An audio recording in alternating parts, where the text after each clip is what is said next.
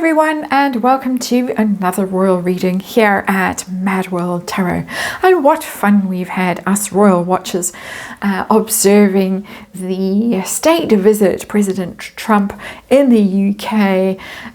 All the gold and the glitter was out in full display, and I'm going to use the Gilded Tarot today to see how those two in Montecito are feeling watching this, because you can be sure that they are watching it wherever they are, whether they are in Montecito or under a bridge in Los Angeles or in New York in one of Par's penthouses, who knows. We are going to check in with Harry and Meghan separately today with the Gilded Tarot and see how the state visit is going down with them. First of all, Meghan. And Catherine, of course, wowed in her gold lace gown. She was wearing Princess Diana's Lover's Knot tiara. She looked absolutely sensational. And Donald Trump was sure to notice and didn't keep his feelings to himself. He told us in his speech, Catherine, it was wonderful to see her so radiant, so healthy, so beautiful. He sat next to her, of course, at the state dinner, and he seemed to be spellbound by her, gazing adoringly at her. She looked very regal. She looked like she was having a wonderful time herself, but she looked very in control. And those soft skills, diplomacy, were on full display. She had them wrapped around her finger. She kept his attention throughout the dinner. So much for boring Katie Waity and all of that stuff. Not so much when it really counted. And last night, it really counted. So we're going to have a little look at this little 5-card reading with the Gilded Tarot. See how it went down in Montecito, how Meghan felt watching. It could have been her in a tiara, of course, sitting there. And how did she feel? How did she feel about the fulsome praise for the Princess of Wales? Any regrets about her life choices and impact of all of this praise and all of this attention on her, in my opinion, unhealthy obsession with the Princess of Wales, her desire to compete, emulate, override, destroy, whatever it is, impact of this evening's business on that very unhealthy, again, in my opinion, obsession. Let's remind you, it's tarot for fun and entertainment, or my opinions, or speculation, just reading energy, and disclaimer in the box below. Very loudly snoring Tess here. Had a busy afternoon at the beach. And let's see what's going on. Little 5-card reading, as I say. Just taking the temperature in Montecito. Plates being smashed against the walls. Diana's tiara. William and Catherine holding hands in behind the scenes photos. Donald Trump wrapped around her finger. British press in awe of the Princess of Wales. What a powerful presence she is in the royal family. Really acquitted herself very, very well. Much better than the Temu royals would have. There's the Magician. That's our underlying energy. It's the manifesting card, the spin card, and it's giving me a strange energy, because on the one hand it's giving me the energy of it's going to be spun in Montecito as it's all smoke and mirrors, and none of it is real, and it's all a pretense, and no, they weren't really holding hands, and Donald Trump really wasn't staring at her like that and riveted by what she was saying and how beautiful she is and all of that. It's all spin, it's all rubbish, and I can conjure up something better. It's giving me that kind of almost maniacal energy, I have to say, that Magician there. But it's also a little bit of, how did she pull that off? How did she do that? Really? I'm getting Snow White vibes from this. I'm getting Mirror, Mirror on the Wall vibes from this Magician card as well. And Madame was out and about on Instagram in a rather shabby looking frock. picking strawberries in her straw hat, that unfortunate straw hat that she likes to wear when she goes gardening in Montecito, which looks more like she should be working in a rice paddy. My opinion, of course. And so let's see what the situation is for Madame in Montecito. What are we dealing with?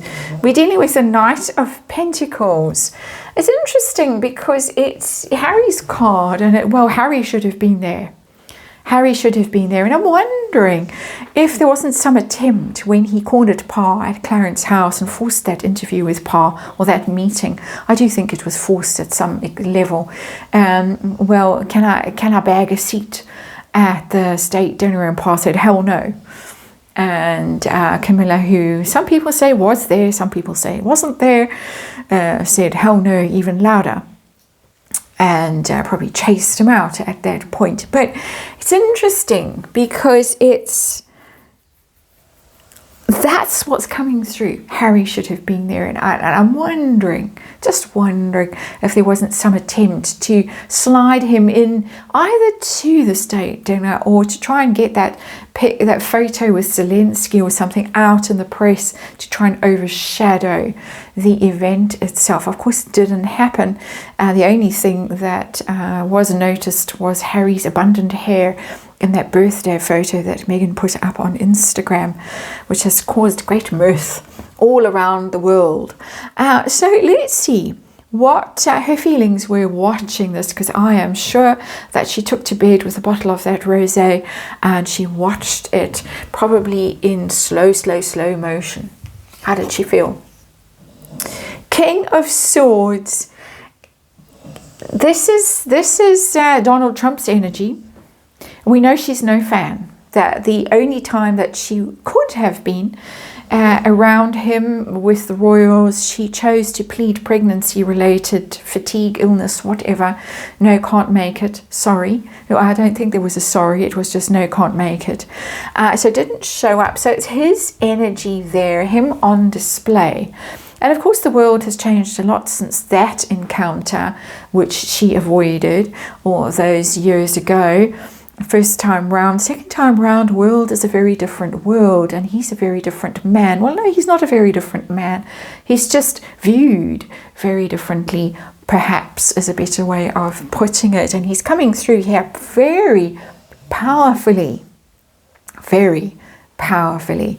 And the association with the British royal family also very, very powerful. I think she's, in spite of herself, rather impressed by it all. I'm also getting just a side kind of energy of on the phone to the lawyers, the PR people, Ari Emanuel, whoever's taking her calls still, to say, you need to organize something for me now. Do it now.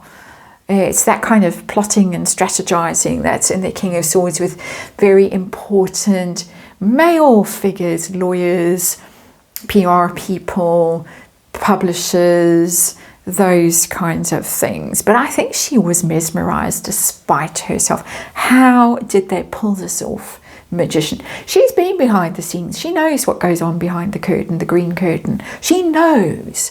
But still, in spite of herself, and in spite of looking in the mirror and telling herself that she's the fairest of them all, I think she was actually mesmerized. It's quite strange, because I think it takes a lot for her to actually be visually intimidated by something or someone. This intimidated her at some level. For me, as an energy reader, that's what's coming through. Quite different energy to the energy I normally get from her.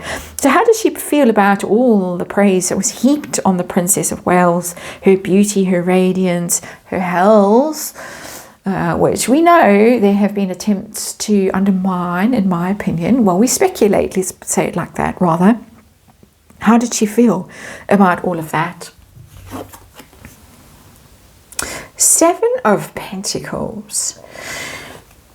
She's sitting as she's looking at her lot in life and where she is.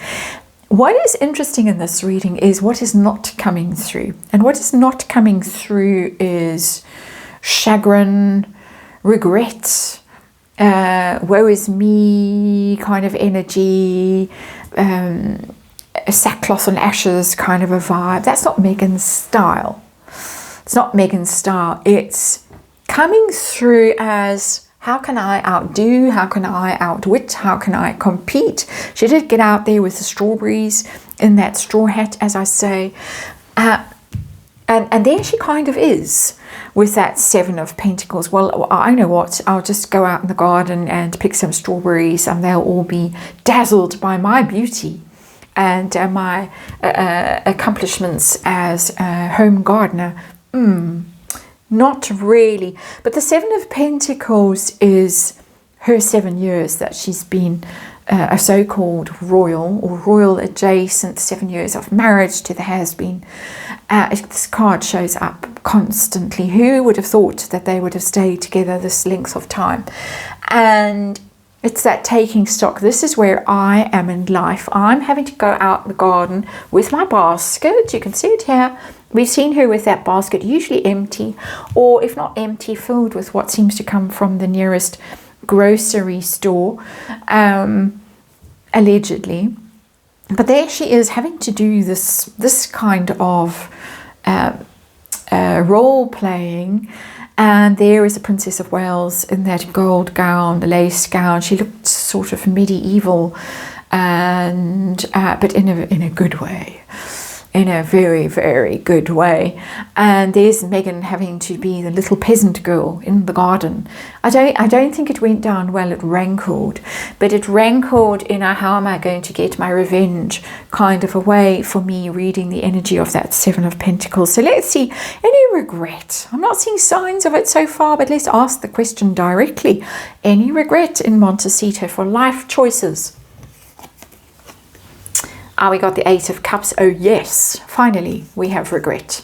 A very great regret here with the Eight of Cups, and it's in reverse. Unable to leave behind your woes, your sorrows, your sense of grievance, your hurts, all those things. I think she's nursing that bottle of rosé, and she's going over her list of grievances, which she shared with Oprah and was written about, and finding freebies and all the rest of it. How they didn't apologize, they didn't curtsy and bow enough, they didn't give her a Windsor Castle, whatever else she has grievances about. But her sense of wrongdoing is very present.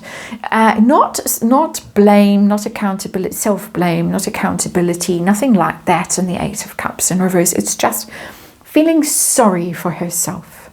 Very sorry for herself that they didn't appreciate what a gift she was to them, how she could have modernized the royal family, how she could have saved them from themselves, because she's of course so talented, so smart, and all the rest of the things that she proclaimed she was.